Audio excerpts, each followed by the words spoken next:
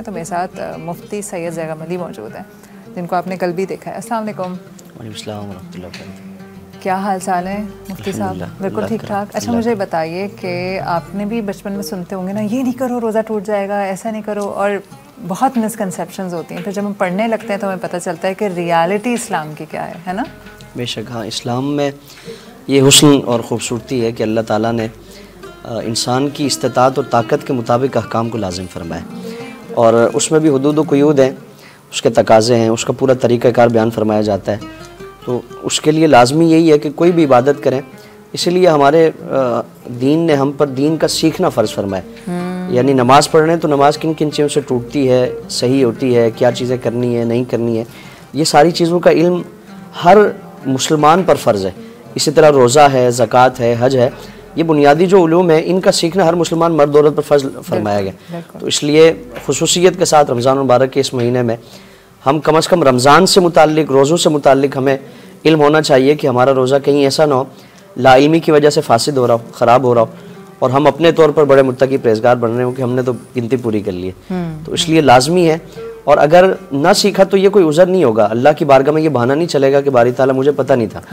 نہ دنیا میں یہ بہانہ کیا جا سکتا ہے. ہم اگر کوئی خدا نہ خواستہ ہم سے کوئی غلطی, کوئی کسی قانون کو ہم پامال کریں, قانون شکنی کر لیں, اور عدالت میں جا کے یہ بہانہ تو نہیں پیش کر سکتے کہ مجھے پتہ ہی نہیں تھا. تو اس لیے اللہ کی بارگاہ میں بھی یہ بہانہ نہیں پیش کیا جا سکے گا کہ باری تعالیٰ مجھے علم نہیں تھا. اللہ نے سیکھنا فرض فرمایا. بالکل. اور مجھے ایسا لگتا ہے کہ ہم جس دور میں اس وقت زندہ ہیں, ہمارے پاس ہماری پام پہ ساری ٹیکنالوجی اور ساری انفارمیشن موجود ہے, تو اب تو بہانہ نہیں چلے گا. چلو ہمارے بزرگ ہوتے تھے, ان کو نہیں پتہ ہوتا تھا کہ کیا صحیح کیا غلط. عربی سیکھنا بھی کوئی اب مشکل نہیں رہا, تو اب تو یہ اور آسان ہو گیا, اور شاید جتنا زیادہ نالج ہے اتنی پکڑ بھی زیادہ ہوگی. اللہ تعالیٰ تو یہ کہے گا کہ میں تو سب تمہارے سامنے کھول کھول کے بیان کیا تھا. اچھا اگر ہم یہ بات کریں کہ روزہ کن وجوہات سے ٹوٹتا ہے, تو ہم اگر شروع کرتے ہیں تو پھر کون کون سی ایسی چیزیں جن کا ہمیں خیال رکھنا چاہیے؟ روزے کی جو تعریف فرمائی گئی ہے نا کہ صبح صادق سے لے کر غروب آفتاب تک کھانے پینے سے اور جو ازدواجی تعلقات ہیں ان سے اپنے آپ کو باز رکھنا. اب یہ چیز ہے کہ اگر کھانا پینا جان بوجھ کر روزہ معلوم ہوتے ہوئے کوئی ایسا کام کیا تو اس صورت میں روزہ ٹوٹ جائے گا. پھر اسی طرح بعض چیزیں ایسی ہیں کہ روزہ تو وہ منہ کا روزہ, پیٹ کا روزہ تو ہمارا رہے گا, لیکن اس کے جو اثرات ہیں, اس کی جو روحانیت ہے, اس کی جو برکت ہے, اس محروم ہو جائیں گے. جس طرح روزہ رکھا ہوا ہے اور پھر بھی اپنے ہاتھ, پاؤں, آنکھ اور زبان سے وہ اللہ رب العالمین کی نافرمانی والا کام سرزد کر رہا ہے, اس کا جھوٹ ابھی تک چل رہا ہے, کاروبار میں ملاوٹ ہے, دھوکہ دہی ہے, یہ سارے معاملات وہ لے کر ہی چل رہا ہے, اور اس نے پیٹ کا روزہ رکھا ہوا ہے. صبح سحری بھی کھائی تھی, شام کو پرتکلف اس نے افطاری بھی کرنی ہے, تو یہ صرف ایک پیٹ کا روزہ اس نے رکھا ہوا ہے.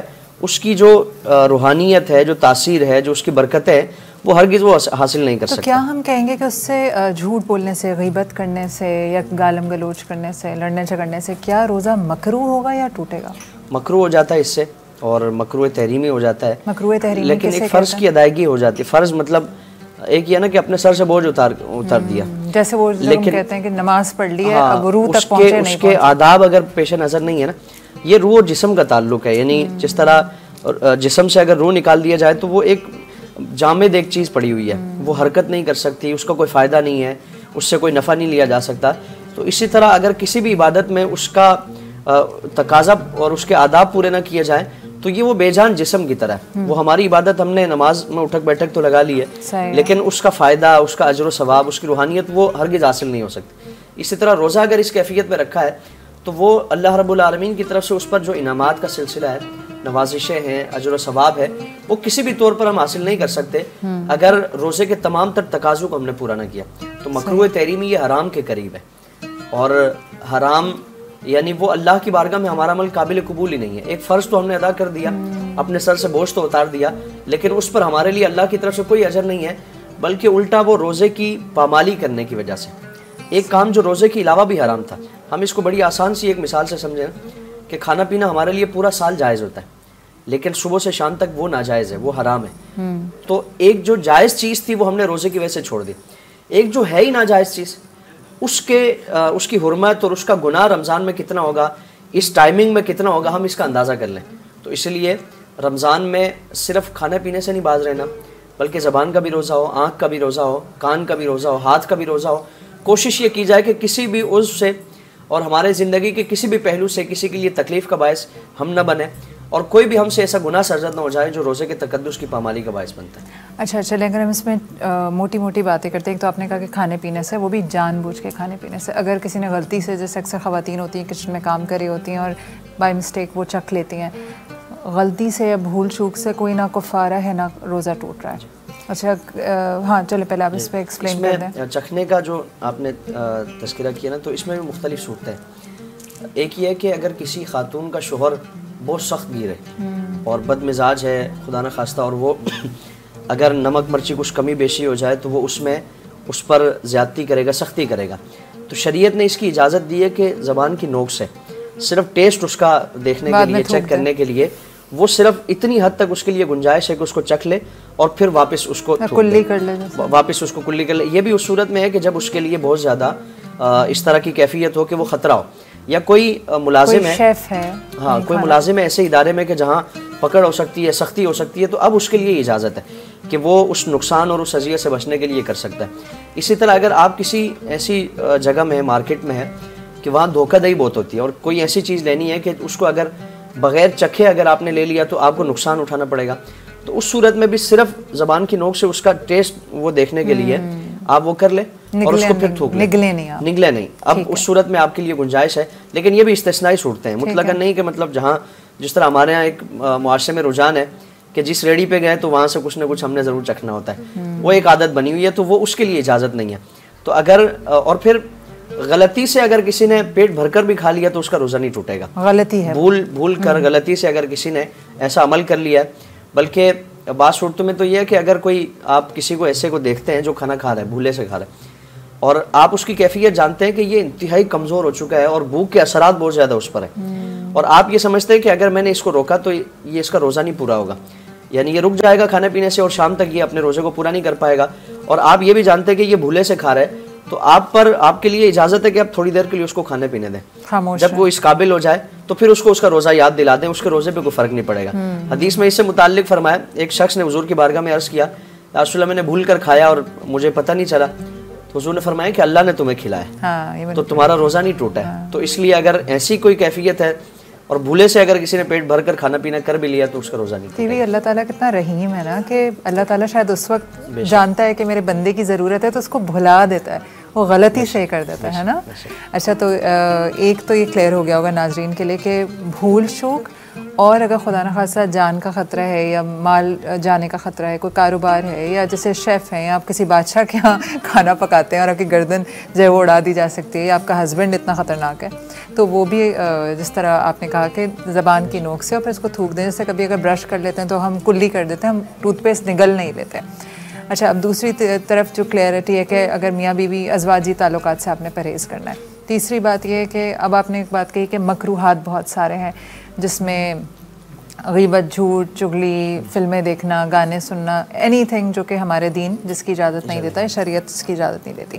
اچھا ایک اور دوسرے بھی معاملات ہوتے ہیں جو کہ میں نے کہیں پڑھا ہی تھا کہ اگر آپ منہ بھر کے الٹی آ جائے تو کیا اس سے روزہ ٹوٹتا ہے؟ نہیں, اس صورت میں اگر خود بخود ہوئی ہے تو جتنی بھی ہو اس صورت میں روزہ نہیں ٹوٹے گا. روزے خود بخود ہوئی ہے سمراد ہے کہ آپ کو فوڈ پوائزننگ ہوئی تھی اور الٹی ہو گئی, کوئی بھی اس طرح کا وہ معاملہ ہوا کہ آپ کی کوشش سے وہ نہیں ہوا, اور اگر آپ نے اپنی کوشش سے کی ہے اور اتنی ہوئی ہے کہ وہ یعنی خصوصی اگر اہتمام نہ کریں, خود زور کر کے اس کو روکنا پڑ رہا ہے, تو اس صورت میں روزہ ٹوٹ جائے گا. یہ تو اس صورت میں کہ خود کوشش سے اپنی کی ہے.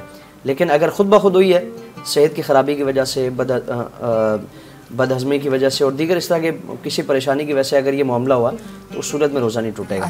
ہاں لیکن اگر غذا کے کچھ ذرات واپس حلق سے نیچے اتر گئے تو اس صورت میں روزہ ٹوٹ جائے گا, اور یہ احتیاط کی جائے. اور لیکن ہم کیسے الٹی میں تو ہمیں نہیں پتہ چلتا کہ کب غذا کے اندر گئے نہیں گئے, تو کیا کریں؟ اگر یعنی جس چیز کا احساس ہی نہیں ہوا, علم ہی نہیں ہوا, تو اس پر گرفت نہیں ہے.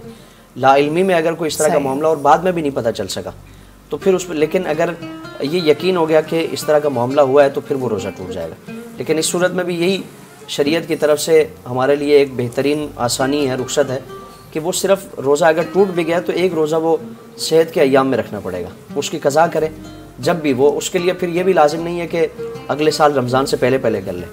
پوری زندگی آپ کے پاس پڑی ہوئی ہے, لیکن بہتر یہ ہے کہ جتنا جلدی ممکن ہو سکے اس طرح کی قضائیں جو ہوتی ہیں وہ ادا کر لیں, تاکہ خدا نخواستہ کبھی اگر حیثیت نہ ہوئی, طاقت نہ ہوئی, تو پھر وہ ایک سر پہ بوجھ لے کے اس دنیا سے جانا پڑے گا پھر. بالکل. اچھا, خون نکلنے سے اگر آپ کسی ایکسیڈنٹ میں ہیں, بلیڈ کر رہے ہیں, تو کیا روزے پہ کوئی فرق پڑتا ہے؟ نہیں, خون نکلنے سے, خون دینے سے یا خون لینے سے, ڈرپ لگے تو, ہاں ڈرپ لگنے, کسی طرح سے روزہ نہیں ٹوٹے گا. ڈرپ اور انجیکشن کا جو معاملہ وہ بڑا عوام میں زیر بحث رہتا ہے. شریعت کا ایک اصول ہے کہ وہ جسم کے حصے کے جہاں سے خوراک معدے میں, پیٹ میں پہنچائی جاتی ہے, وہاں سے اگر خوراک معدے میں جائے گی, پیٹ میں جائے گی, تو روزہ ٹوٹے گا.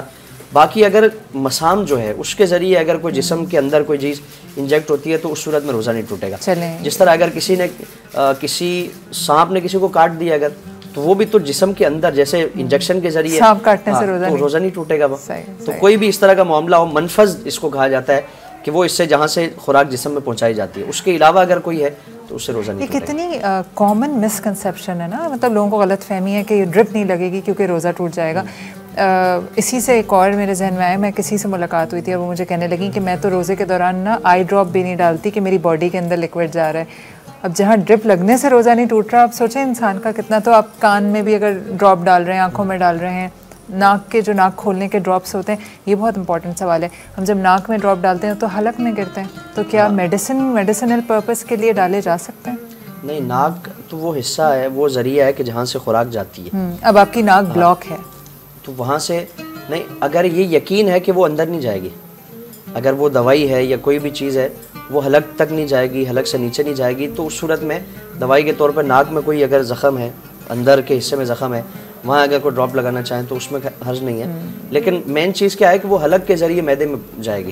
ہاں لیکن جائے گی تو کوئی اور طریقے سے ناک کھولیں, وکس سونگھ لیں, سونگھ لیں, اس صورت میں کیونکہ اس کے ذرات نہیں جاتے, وہ ایک ٹھنڈک کا احساس ہوتا ہے, تو اس کے ذریعے وہ اس کا علاج کیا جا سکتا ہے. ڈراپس نہیں ڈال سکتے وہ ظاہر ہے, کوئی بھی اگر باہر سے کسی بھی چیز کا اگر کوئی ذرہ حلق کے نیچے چلا گیا تو اس صورت میں روزہ ٹوٹ جائے گا. صحیح. تو تمام جو ہمیں احتیاط کرنی ہے وہ ہے کہ منہ کے راستے یا ناک کے راستے کوئی بھی چیز معدے تک نہیں جا رہی ہے. باقی ہم ڈرپس لگوا سکتے ہیں, انجیکشنز لے سکتے ہیں, خون دے سکتے ہیں, خون لے سکتے ہیں, الٹی ہو جائے, حلق میں کچھ نہیں گیا تو روزہ نہیں ٹوٹے گا, انلیس کہ آپ نے الٹی اپنے انگلی ڈال کے خود سے. اس صورت میں یہ ہے کہ اگر بہت زیادہ ہو گئی تو روزہ ٹوٹ جائے گا, ہلکی سی اگر وہ کوئی اس طرح کا معاملہ ہوا تو اس صورت میں روزہ نہیں ٹوٹے گا. بہت زیادہ سے مراد خود سے اگر یعنی اس کے لیے یہ, ہاں خود سے اگر کی ہے اس کے لیے یہ کہا جاتا ہے کہ یعنی بتکلف اس کو روکنا پڑے, اتنی ہوئی ہے کہ رک نہیں رہی ہے, بتکلف اس کو روکنا پڑ رہا ہے, خصوصی کوشش کر کے اس کو روکنا پڑ رہا ہے, تو اس صورت میں روزہ ٹوٹ جائے گا. اگر معمولی سے ہوا تو پھر صحیح ہے. وہ کون سی صورتحال ہے یا کون سی ایسی سچویشن ہو سکتی ہے جس میں روزہ توڑنا الاؤڈ ہے؟ قرآن کریم میں 2 صورتیں اس کی بیان فرمائی گئی نا, کہ فمن کان منکم مریضا او علی سفر, کہ اگر تم میں سے کوئی مرض میں ہے یا حالت سفر میں ہے تو اب اس کے لیے اجازت ہے کہ وہ روزہ چھوڑ دے یا روزہ توڑ دے. یعنی بیماری کی کیفیت میں اگر اتنی روزے کی کیفیت میں اتنی بیماری بڑھ گئی ہے کہ اگر روزہ پورا کریں گے تو بیماری بڑھ جائے گی اور دیگر اس طرح کا نقصان ہونے کا اندیشہ ہے, تو اس صورت میں روزے, جس طرح شوگر ہے, اگر کچھ کھائیں پئیں گے نہیں تو وہ کیفیت وہ سخت ہو جائے گی, تو اس صورت میں روزہ توڑا جا سکتا ہے. پھر اسی طرح سفر کی وجہ سے دوران سفر اگر سحری کا وقت آیا ہے, روزہ جو نیت کرنے کا وقت ہے, تو اس صورت میں روزہ نہ رکھنے کی گنجائش ہے. ٹھیک ہے. پھر اسی طرح سفر میں روزہ رکھا ہوا تھا اور ایسی کیفیت ہو گئی کہ روزے کو برقرار رکھنا مشکل ہے, تو اس صورت میں توڑ دیں, کوئی حرج نہیں ہے. صحیح ہے. پھر اسی طرح ہمارے معاشرے میں ایک اور چیز جو بڑی عام ہے اور یہ بھی علم ہونا ضروری ہے, بعض مرتبہ بعض مزدور ایسے ہوتے ہیں کہ وہ اگر دیہاڑی نہیں لگائیں گے تو پریشانی ہوگی, گھر میں فاقے ہوں گے, اور اگر دن کے اوقات میں کبھی انتہائی شدت کی بھوک اور پیاس کا معاملہ ہوتا ہے کہ اگر وہ روزہ رکھیں گے تو ان کے لیے پھر کام کرنا مشکل ہو جائے گا, اس کی صحت کو خطرہ ہو سکتا ہے, پریشانی اٹھا سکتا ہے, اور اگر وہ کام چھوڑ دے گا تو پھر ظاہر گھر میں فاقے ہوں گے. تو اب اس صورت میں, اور پھر یہ کیفیت وہ خود بہتر جانتا ہے, ہم اس کو مطلب نہیں جان سکتے, یہ اس کا اور رب کا معاملہ ہے کہ وہ واقعی عذر کی وجہ سے ایسا کر رہا ہے. یعنی اگر خدا نہ خواستہ دوران مزدوری ایسا ہوتا ہے تو پھر اس کے لیے اجازت ہے کہ وہ روزہ توڑ دے, اور پھر جب ایسی کیفیت نہ ہو اور آرام کے ایام ہوں تو پھر اس صورت میں روزے کی قضا کرنا اس پہ لازم ہوگا. صحیح. اچھا, یہ آپ کی باتوں سے مجھے اندازہ ہو رہا ہے کہ واقعی اللہ کا جو دین ہے یہ بڑا واقعی جب ہم کہتے ہیں دین فطرت ہے اسلام, اور آسان اللہ تعالیٰ نے اتنا آسان کیا, ہم خواہ خود ہی مشکل بناتے ہیں اس کو, اور یا تو ہمیں سمجھ ہی نہیں ہے, ہمیں اندازہ ہی نہیں ہے کہ اللہ تعالیٰ نے اور سب چیزیں اللہ تعالیٰ نے ہمارے ارد گرد ڈیزائن کی نا, پلان کی. اچھا اب بہت امپورٹنٹ سوال, اب آپ کا روزہ غلطی سے ٹوٹ گیا, کوئی آپ نے ایسا آپ نے کچھ کھا لیا یا کوئی ایسی حرکت کر دی جو کہ منع تھی, کیا اس کا کفارہ ہوتا ہے؟ ایک چیز تو یہ پہلے آپ نے جو ڈسکس کی نا, اس میں ہمارا اپنا قصور یہ ہوتا ہے کہ ہم پڑھتے نہیں ہیں. ہمارے معاشرے میں ہر چیز سے متعلق پڑھا جاتا ہے, سیکھا جاتا ہے سوائے دین کے, اور پھر دین ہی ایک ایسی فیلڈ اور ایک ایسا میدان ہے کہ جس میں ہم وہ اپنی عقل کے ایسے گھوڑے دوڑاتے ہیں, اپنی عقل کے مطابق. وہ جس طرح شروع میں آپ نے بات کی نا کہ اپنی پسند کا دین, اپنی مرضی کا دین ہم میں سے ہر شخص وہ اپنائے ہوئے ہے. اگر غلطی سے روزہ ٹوٹ جاتا ہے تو اس میں نہ قضا ہے, نہ کفارہ ہے, نہ گناہ ہے. ٹھیک ہے. لیکن غلطی سے یعنی کچھ کھا پی لیا تو اب فوراً اگر یاد آ جاتا ہے تو وہ اس چیز سے باز آ جائے, اور جس طرح کھا پی رہا تھا روزہ جاری رکھے گا, روزے میں کوئی فرق نہیں آیا, کھا پی رہا تھا, اب جو منہ میں لقمہ ہے اس کو بھی اگل دے. وہ اگر یاد آنے کے بعد اس نے نگل لیا تو اب ظاہر اس کا روزہ ٹوٹ جائے گا اور پھر اس کی قضا کرنی پڑے گی. لیکن اگر بھولے سے اس نے پیٹ بھر کر کھا لیا, بعد میں یاد آیا, اس کا روزہ باقی ہے, شام کو گھر والوں کے ساتھ افطاری بھی کرے اور کوئی قضا کی ضرورت نہیں ہے, نہ اس کو کوئی صدقہ یا کفارہ بشاش بھی رہے گا اور اس کا روزہ بھی. اب آپ نے جان بوجھ کے مطلب کوئی ایسی غلطی کی جس سے روزہ ٹوٹ گیا, اس کی 3 صورتیں قرآن میں حدیث میں بیان فرمائی گئی ہیں. کہ پہلی چیز تو یہ کہ غلام آزاد کرے. یہ اس زمانے میں جو غلامی کا زمانہ تھا, آج تم خود غلام ہیں, جی کس کو آزاد کرے. ہاں, یہ اسلام کا ایک حسن ہے کہ وہ غلامی کا جو زمانہ تھا اس میں غلاموں کی آزادی, ان کو انسان کا جو اصل مقام ہے اس پر لا کر کھڑا کرنے کے لیے شریعت کی طرف سے ایسا اہتمام فرمایا جا رہا ہے کہ کوئی بھی اگر معاملہ ہے اس میں کفارہ رکھ دیا کہ غلام آزاد کریں, زہار کا ہے یا دیگر اس طرح کے جو کفارے قرآن نے بیان فرمائے.